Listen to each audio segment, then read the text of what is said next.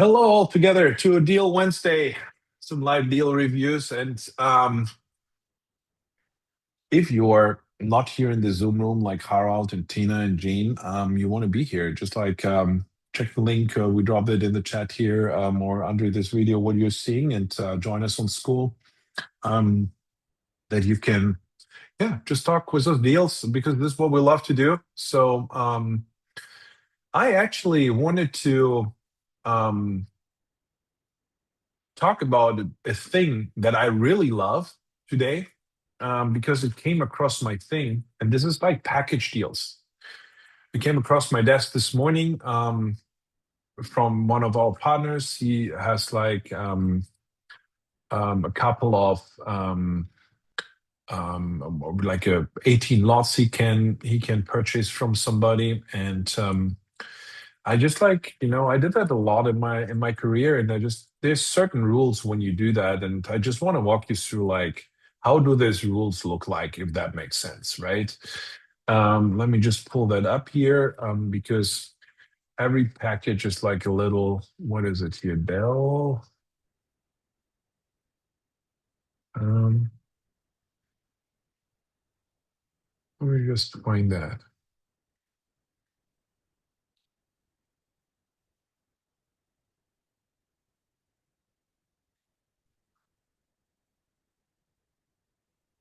Just one second. I need to pull it up real quick. So, like package deals are like really cool because for an instance, and I talked with Harald and Tina about a portfolio yesterday too. Like the great thing about packages is really that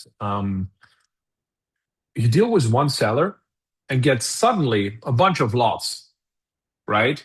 So, and I liked that pretty early on in my career because I didn't like to talk to so many sellers. So I thought like it's a smart way to just talk to one seller and get a bunch of lots, right?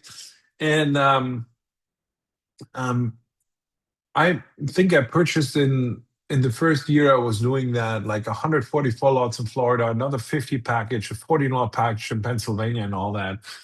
And, I did probably a lot of things wrong by doing this, right? So I want to share with you what you don't want to do, but I also want to share with you what you want to do, if that makes sense. So let me just pull this up here. The parcel ID. We had like one of our partners here coming up with a bunch of lots by one seller, and he sorted them out, right? So let me see how I can do this. And so let me share my screen. We're going to do that. So there's this seller. It's called Del Alba Land Holdings, and like you see, he has right now here, like what is it? 3, 4, 5, 6, 7, 8, 9, 10, 11, 12, 13 lots, and there were another 5 lots in another subdivision. They were all pretty well together, and yeah, which is great. But like when you think about that here in total, I think it were like 10.2 acres he could buy there from all his clients. Um, but now you need to do that strategically, right? Because there's a little of playgrounds or a little of rule books and things you want to understand about package purchases, right? When we look at this here, with all the small lots, right, and we have this one big lot we're buying, and probably I think here's another area where he has some more lots, right, where he wants to do something. But what's the important thing is you always need to think, okay, I can buy them and I have a lot of inventory, but I also need to move suddenly a lot of inventory, right? So when we look at it from a risk perspective first, what you always want to do with package purchases, you want to see what kind of impact does it have on the market when I purchase those, right? So you really want to go in and see, okay, when I purchase this like 17 lots here or 14 lots, how many lots in this size in this area have been sold in the last year, if that makes sense, right? Like to get a feeling on how long will you need to offload those lots by time. And now you can say, yeah, there's a builder, there's a thing, and yeah, maybe you find a builder that takes all these lots out of your hand, right? That's literally an exit strategy, but you want to always play. You want to always plan worst case, right? Like, what is when you need to find a retail buyer for each of those? Because this is what you sign up for. Once you buy them, you have liability on your fee. Probably you need to pay taxes. Sometimes you need to pay HOAs. Sometimes you maybe have a hard money loan, so you'll have interest payments to do, right? So there's a lot of like little things to accomplish to just like mitigate risk here. So let's always go from a worst case scenario on these things. That means I suddenly I sit here on an asset where 14 lots, all the same size, in a market that maybe just seven of those lot types sold in the last 12 months. That means you have suddenly 14, and what you do now is you throw them in the market, and like you oversaturate the market. And suddenly you own this 14 lots, and what you do is you dominate the pricing in the market. So let's say you go, like, let's say each of these lots is worth 25,000, right? So what you're going to do now is you list 14 lots of 25,000, but there is over the course of a year just seven buyers that will buy that. And now comes the second effect. You will not be the only seller in this market. There will be other sellers. And what they will probably do is they will start underbidding the prices that you have, right? Because in when they want to sell it fast, right, they maybe list it for 23,000. So the next move you do is, oh fuck, like all these guys sell now for 23,000. I'm listed 25 as the market maker. I'm gonna reduce my price to 21,000 to be cheaper than them to move this inventory. And then suddenly they start underbidding you and go to 19,000. And then you get in this death spiral, if that makes sense. Right? I've seen that. I was looking last year into a package deal of 199 lots here in Texas. And this is exactly what happened there. What the seller did is he started listing all his lots on the MLS. And like this lots he had were an average selling before he did that for $18,000 to $20,000. Then after he sold that, the let prices in this entire subdivision went down to almost $5,000. So through him putting everything in the market, he decreased the value of those lots drastically, if that makes sense, right? So the first thing that you really want to do when you look at packages is like, okay, how much lots are really selling to really estimate for you? How long will you hold all of this, right? And how you mitigate that, what I described earlier, I tell you a little bit later. But this is what you really want to look into, right? That's the first thing. The second thing is you make a huge impact in the seller's life by taking a whole package down. Why? Because Del Alba Holdings probably pays on all these lots, and we're 34 when we were looking this up here, right? Del Alba, what was it here? Del Alba Holdings LLC, right?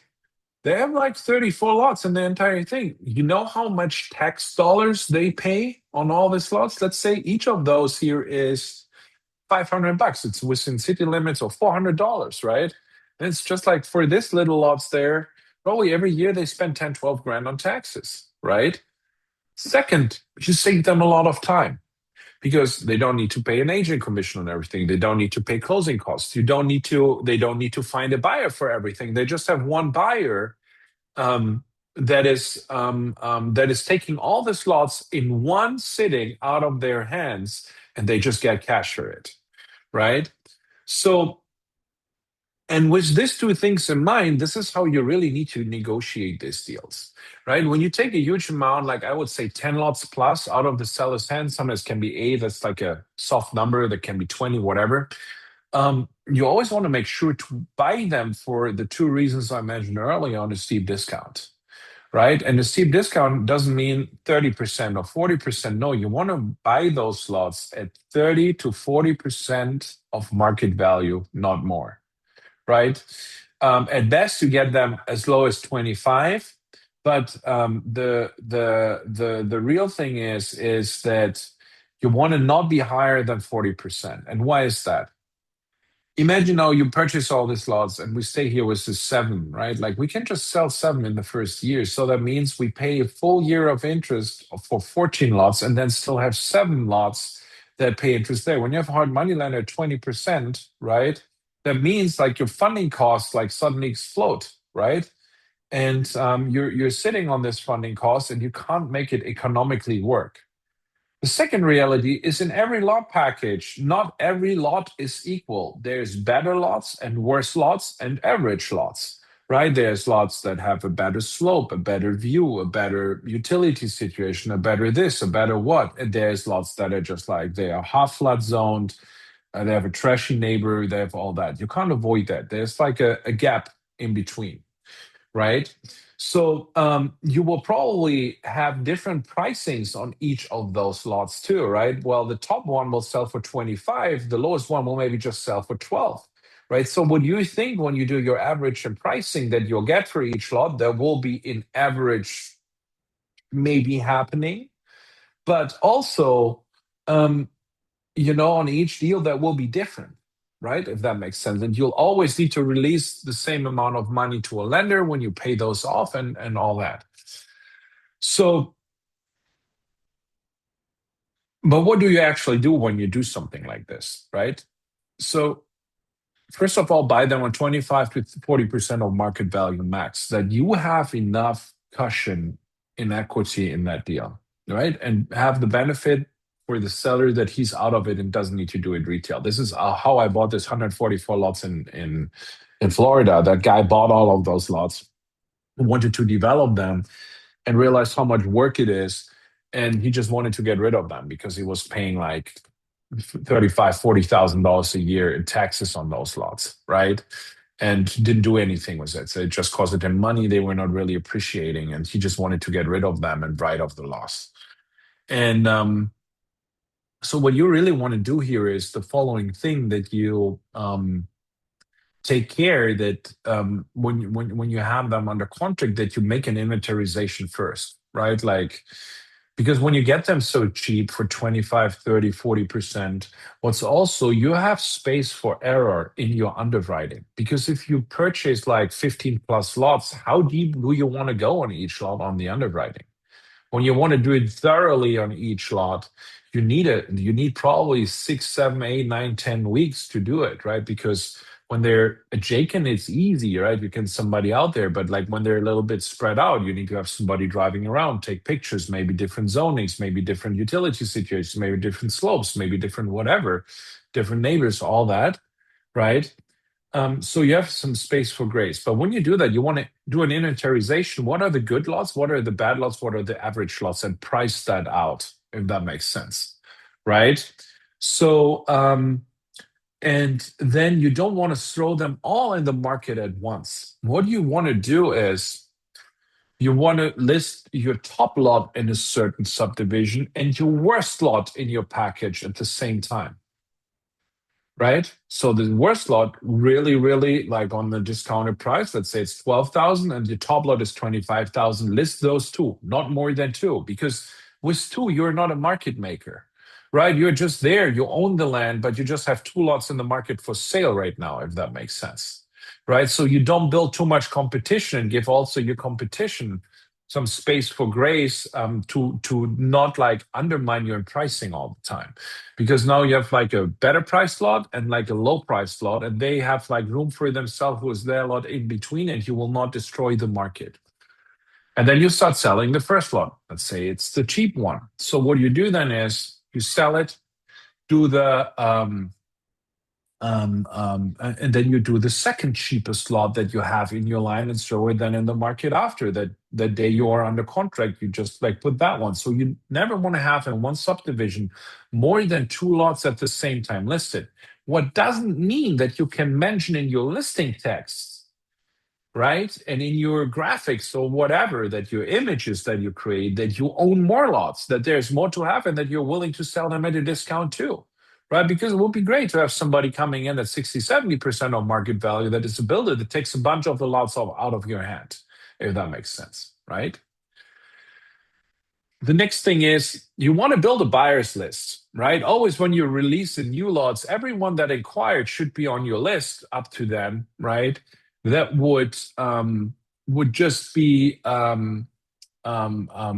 that you would just send whenever you release a new lot an email to, hey, we have a new lot coming, and we have a new lot coming, and we have a new lot coming. So you just really have your buyers already on an email list, and you can pitch in between. You have this whole portfolio, right? And some of them, like maybe you want to ask this lot that you are advertising, maybe they just see that they don't see your other ones, and they don't the research do the research we do here. They don't know that Robin owns all these lots, right? They just know like, hey, there's one lot and another, maybe another lot on the market, but they don't know that. So now you can work a little bit with them directly and say, like, look, we have a little bit more here available too. Maybe if that's not the right one, another one is the right one, and the likability is pretty high, right? And so when you, from the mechanics, work that too, what's really important that you have a good structure also with the lender, right? Because and there's two ways of doing that, right? The first one is you have one lender that has like a general, like this how you don't want to make a single mortgage and note or deed of trust and note on each lot. No, you want to have one global mortgage and then always release out of that mortgage and release the principal. So you want to somehow define with your lender when you sell a lot, how much of a release fee do you need to pay? There can be what you bought it for, that you take profit up front and pay more interest on the principal, or there can be you focus on paying off the principal first and then own the last slots like just pretty much like without a fee every year, right? Like for then on. And everything in between. You can play that and negotiate that in any way. But you want to really define with your lender, how does this payoff look like? How do interest payments look like, right? So I'm negotiating right now a subdivide where we have exactly the same situation, right? Where we just say, okay, we released a lot on the per acre price, but we accrue interest always to that date where a lot sale happens on that remaining principal with a fixed interest rate, and release on that lot sale always this interest rate too, if that makes sense, that has accrued up to that point, right?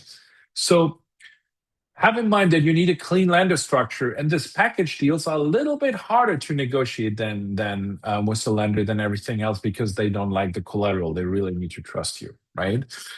Um, Good. So let me wrap that a little bit. Package deals are wonderful because you get a lot of lots on a steep discount and you can really focus on the disposition of those lots, if that makes sense, right? So it's not that you need to consistently hunt down stuff. It's not that you need to consistently do that. No, what your business model now changes a little bit from permanently, you know, doing that. Oh, by the way, one last thing. What you want to have a discount is, before I forget that, your marketing costs on this project will be higher than the marketing costs on a single deal. How do I mean that? All these lots that you have seen need separate marketing, right? So you need separate images, you need to spend more money in advertising and all that. So always have that in mind too. That's why you want to have a bigger equity cushion. So to wrap this up, when you do deals like this, always have in mind you have different types of lots in your portfolio that you're purchasing. This good lots and bad lots. Have that in mind. You will need more time to close and need to make compromises and due diligence when you buy those lots, because you can't deep dive on each property as deep as you want when you buy like 20, 25, 50, 100, whatever at a time. The third thing is you need to be careful that you don't become the market maker in your market with all these lots you were throwing out there, if that makes sense. Right? Because other people will start underbidding you, and then you're going like in a war with them about pricing, and you destroy the prices in the market. The fourth thing is always market the cheapest and the highest lot in the same time, and always when you sell one, just add the second one of the list from the top or the bottom, whatever you are selling. The fifth point is have a clean structure with your lender that he knows what's going on. There's like, for example, in Florida, you can do land trusts and all of that. You can find really clean structures on that. And yeah, with that said, just be careful that you don't pay more than 40% of your estimated market value. Be conservative on your comps when you comp this. But when you can catch one of those, you really have great deals. And this is Creative Deal Wednesday. short session. So I open it up for Q&A. So if you're watching that right now on the socials, just come in here in our school group, just join us on Zoom. Other than that, I open it up for any kind of questions that you might have around the purchase of packages.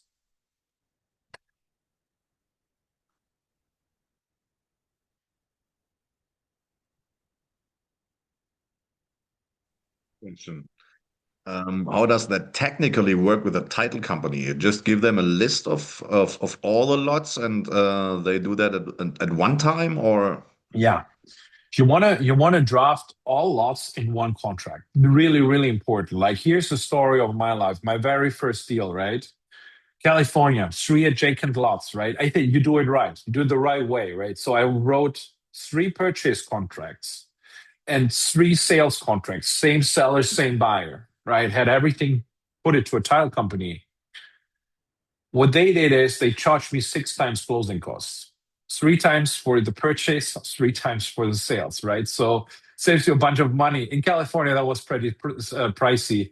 And he wanted to have like $61 from me. I didn't make any profit, and I tell him, "Hey, I just worked for you. Just give me a discount." And I made a buck on that on that deal, right? Like because he gave me a $63 discount.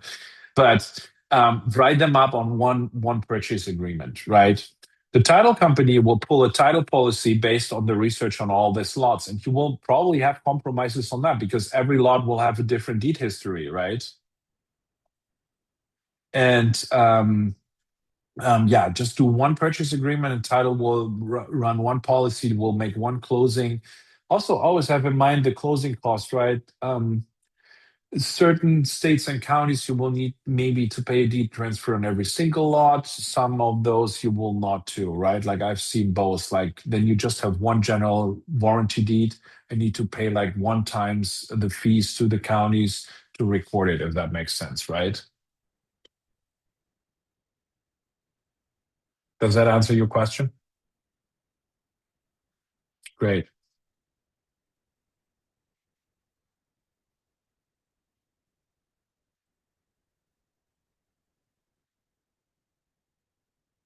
Good. Any other questions on that topic?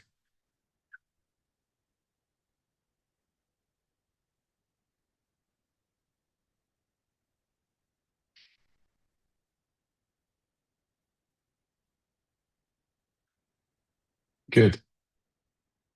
I'm not.